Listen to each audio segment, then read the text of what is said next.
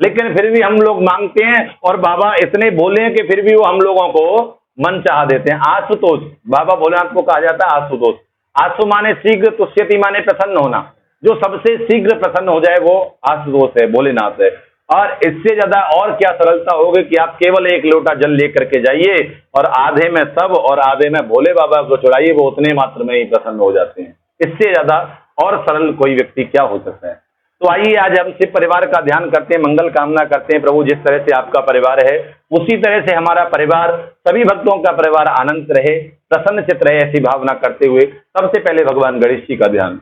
और यहाँ पर दूधेश्वर मठ में हमारे दूधेश्वरनाथ महादेव अपने चमत्कार दिखाते रहते हैं, श्रद्धालुओं की मनोकामना पूर्ण करते रहते हैं। जो भी श्रद्धालु आकर के दूधेश्वरनाथ मठ पर यदि भाव से प्रार्थना भी करता है और एक लोटा जल समर्पित करता है, बिलपत्र चढ़ाता है और दूध चढ़ाता है, उनका अनन्य भाव से अभिषेक करता है और रुद्राष्टक का पाठ करता है, तांडव स्तोत्र का पाठ करता है, श्री महादेव श्री दूधेश्वर भगवान उसके जीवन के सारे सर्व कार्य सिद्ध कर देते हैं। ऐसे परम दूधेश्वरनाथ महादेव के श्री चरणों में आप सभी दर्शकों की तरफ से मैं प्रणाम करती हूँ, उनके श्री चरणों में वंदन करती हूँ। हर हर महादेव। ये श्रावण मास अति पवित्र मास है हमारे हिंदू धर्म के 12 जो महीने हैं, बाकी सभी महीने अपने आप में अद्भुत हैं, पवित्र हैं, पुनीत हैं, लेकिन जो श्रावण मास है अलग अलग देवी देवताओं के लिए तिथि रखी गई है, महीने रखे गए हैं और हर एक चीज़ अलग अलग देवता के लिए पूजने के लिए रखी गई है।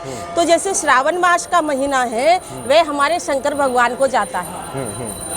श्रावण मास के महीने में जो भी श्रद्धालु, जो भी भक्त भगवान भोलेनाथ को सुबह 4 बजे ब्रह्म मुहूर्त में उठ कर के यदि उनकी पूजा आराधना सेवा अर्चना और उनका जलाभिषेक रुद्राभिषेक करते हैं, वो तो मानिए अपने जीवन में बड़ा सर्वश्रेष्ठ कार्य कर रहे हैं। हनुमान जी के श्री भोलेनाथ के बहुत ही वो निकट है और भोलेनाथ की उन पर असीम अनुकंपा है।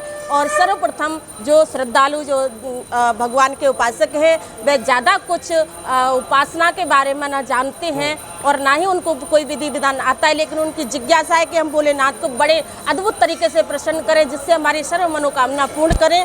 तो उनके लिए मैं एक ही बात कहना चाहूँगी कि हाँ, श्री भोलेनाथ जी को आप जल लेकर के अर्पित करें और एक बिलपत्र अवश्य चढ़ा है। बिलपत्र शिव जी को बहुत प्रिय है और बिलपत्र खंडित नहीं होना चाहिए, उसमें 3 पत्र होना चाहिए, उसमें किसी प्रकार का कटा हुआ नहीं होना चाहिए, किसी प्रकार का छेद नहीं होना चाहिए और उसके ऊपर जो डंठल होता है तो उसको हमें तोड़ देना चाहिए।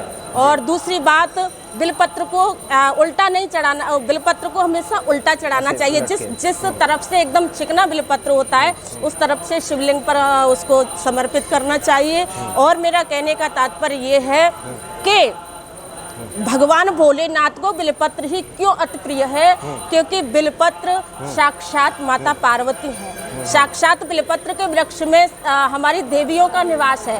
कोई लक्ष्मी है जड़ में विराजती हैं, पार्वती पत्रों में विराजती हैं, फलों में भी हमारी कात्यायनी देवी का निवास है। तो संपूर्ण बिलपत्र में हमारी समस्त देवियां उपस्थित हैं, इसीलिए बाबा भोलेनाथ को बिलपत्र सर्वप्रिय